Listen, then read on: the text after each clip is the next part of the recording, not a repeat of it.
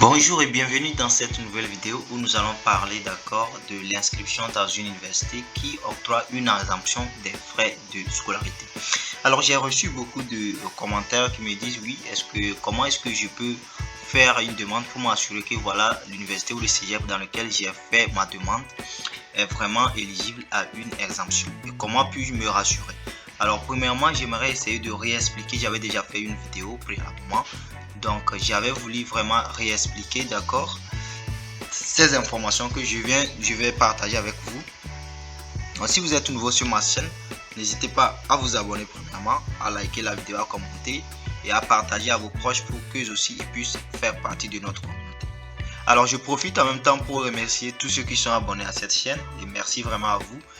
Et alors pour ne plus tarder, nous allons passer à l'objectif de notre vidéo. Donc voilà, donc pour m'assurer que j'aurai une exemption de frais de scolarité, premièrement, il faudra avoir postulé dans ces domaines. La technologie, la génie, la santé, les services sociaux, l'éducation et les services de garde éducatif d'enfance. Et après, vous allez voir les conditions d'admissibilité.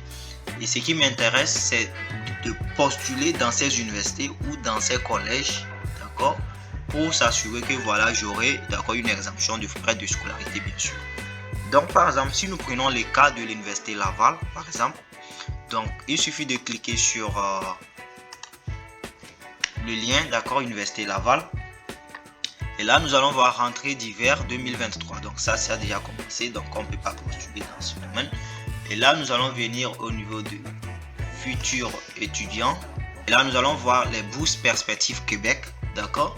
Ils vont dire offerte des plus de 40 programmes et au premier cycle, de les bourses perspectives Québec permettent d'obtenir 2500 $ par session.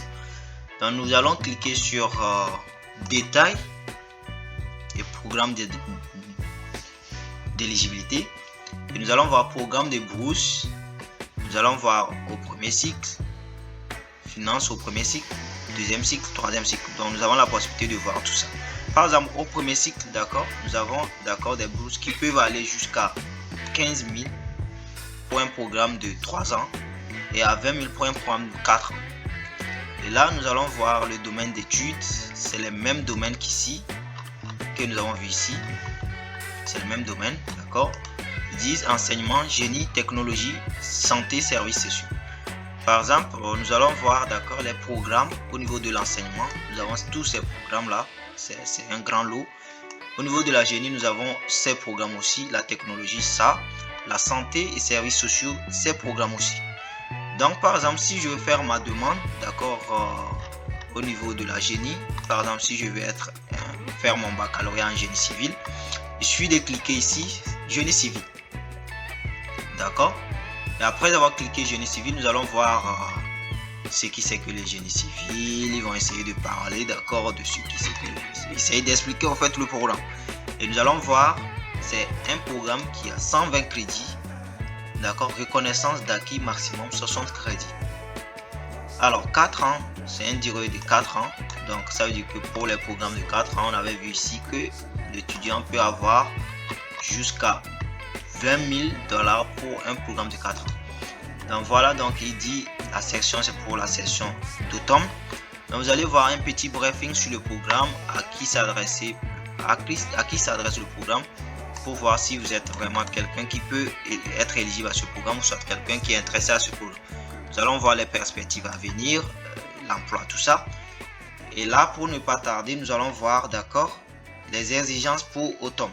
Donc nous allons voir les exigences. Nous avons aussi des concentrations, des avantages, les détails des avantages. Vous avez la possibilité de cliquer pour lire tout ça. Vous avez aussi la description de profil d'études, développement durable, international, tout ça, vous avez la possibilité. Structure du programme, la liste des cours. Vous pouvez voir aussi la liste des cours. Donc, si on clique, vous allez voir la liste des cours, que vous aurez à bosser. Alors là, nous n'avons pas tardé parce que ce n'est pas l'objet de notre vidéo, Nous allons rapidement revenir voir les exigences.